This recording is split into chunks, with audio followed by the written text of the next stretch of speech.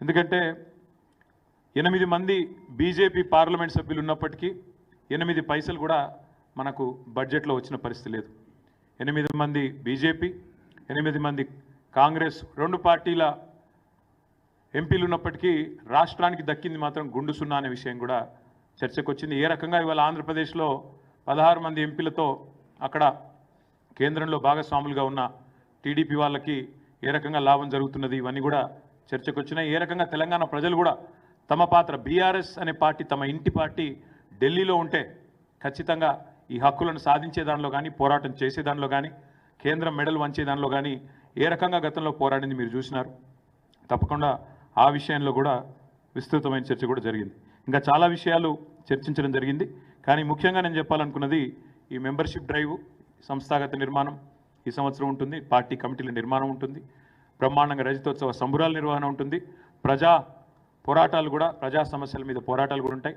మధ్యలో ఎన్నికలు వచ్చినాయి అనుకోండి, స్థానిక ఎన్నికలు, సాంస్థిక సంస్థల ఎన్నికలు వస్తే వాటిని కూడా, అందుకే this year is going to be very busy for BRS.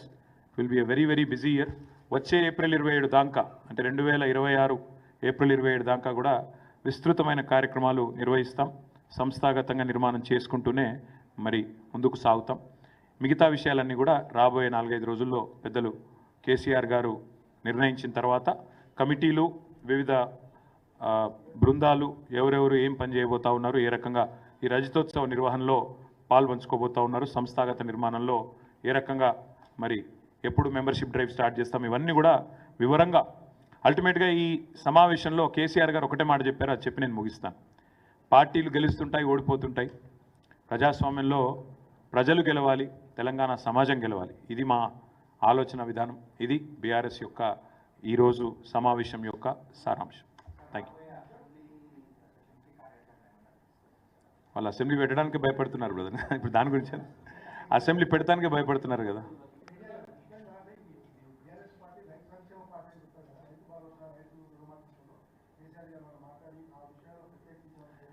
KCR గారు పార్టీ ఇప్పటిదాకా ఈ గత 14 నెలలుగా చేస్తున్న వివిధ కార్యక్రమాలు, ముఖ్యంగా నిరంజన్ రెడ్డి గారి నేతృత్వంలో మొన్న రైతు స్థితిగతుల అధ్యయనానికి ఒక కమిటీ ఏదైతే తీసుకున్నామో వారు చక్కగా పనిచేస్తున్నారు, జిల్లాల పర్యటనలు చేస్తున్నారు. ఇంకోవైపు రైతు దీక్షల పేరిట ఇప్పటికే 6 చోట్ల 6 వివిధ జిల్లాల్లో కార్యక్రమాలు పెద్ద ఎత్తున పార్టీ నిర్వహిస్తూ ఉంది. ఆ విషయంలో పార్టీ నాయకులు, కార్యకర్తలు చూపుతున్న చొరవను, మరి రైతుల కోసం పడుతున్న తపనను కేసీఆర్ గారు అభినందించారు, కొనసాగించమని చెప్పి కూడా ఆదేశించారు. కాకపోతే కేవలం రైతు సమస్యలే కాకుండా కార్మిక వర్గాల సమస్యలు ఉన్నాయి. ఇప్పుడు మహిళా దినోత్సవం రాబోతా ఉన్నది. మరి మహిళల్ని ఈ ప్రభుత్వం చేసిన మోసం, జనగణన కులగణన పేరుతో బీసీలను ఈ ప్రభుత్వం వంచిన విషయం, ఇవన్నీ కూడా చర్చకు వచ్చినాయి. అందుకే కొన్ని చెప్పాను, కొన్ని చెప్పలేదు. కానీ చాలా విషయాలు, దాదాపు 30 మంది వక్తలు మాట్లాడారు, 4.5 గంటల సమావేశం. కాబట్టి మీరు అర్థం చేసుకోవచ్చు, రాష్ట్రంలో బహుశా ఈరోజు మీ పేపర్లో రాని సమస్యలు కూడా అక్కడ చర్చకు వచ్చినాయి. కాబట్టి అన్ని విషయాలు కూడా కూలంకషంగా మాట్లాడడం జరిగింది. మేము అడిగింది ఏంది, ఒక్క నిమిషం, మేము అడిగింది మీరు చేసిన కులగణన తప్పుల తడక రీసర్వే చేయండి అన్నాం. మళ్ళీ ఒక పరిహాసం మాదిరిగా, ఒక జోకులాగా, ఎంత సిల్లి అండి, నాకు అర్థం కాదు. అసలు కామన్ సెన్స్ ఉందా ముఖ్యమంత్రికి? అసలు ఇప్పుడు కేసీఆర్ గారు, కేటీఆర్ గారు పాల్గొనలేదని పదే పదే పదే పదే పాడిందే పాట అన్నట్టు అది చెప్తా ఉన్నాడు. నా ఎలక్షన్ అఫిడవిట్లో నా కులం లేదా? నాది ఏం తెలుసుకునేది? కొత్తగా ముఖ్యమంత్రి సంవత్సరం నుంచి తవ్వుతూనే ఉన్నాడు నా మీద, ఏం కేసు పెట్టాలని. నా గురించి తెలియదేముంది ఆయన? ఆస్తుల వివరాలు ఉన్నాయి, నా కులం పేరు ఉన్నది, నా అన్నీ ఉన్నాయి. ఆయన దగ్గర లేనిదేం పాడైంది? అసెంబ్లీ స్పీకర్ నడితే ఆయన ముఖాన కొడతాడు.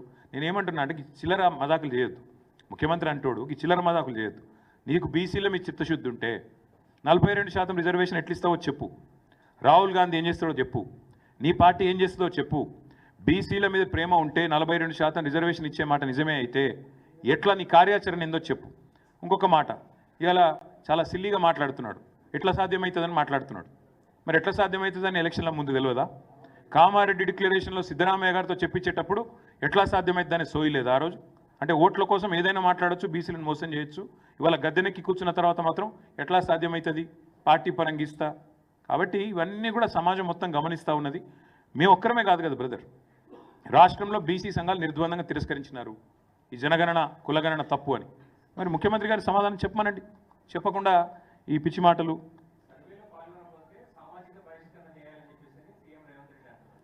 ఎవరిని ఎవరు బహిష్కరిస్తారో చూద్దాం బ్రదర్. ఎందుకంటే ఆయన ఎవరు దేక్తలేడు, ఆయన బాధ ఆయనకుంది. మంత్రులు పట్టించుకుంటలేరు, పార్టీలో వర్కింగ్ ప్రెసిడెంట్ పట్టించుకుంటలేడు, ప్రజలు పట్టించుకుంటలేరు, బయటకు పోదామంటే భయం అవుతుంది, ఇంట్లో కూడా పట్టించుకుంటారో లేదో డౌటు. నేనేమంటున్నా అంటే ఈ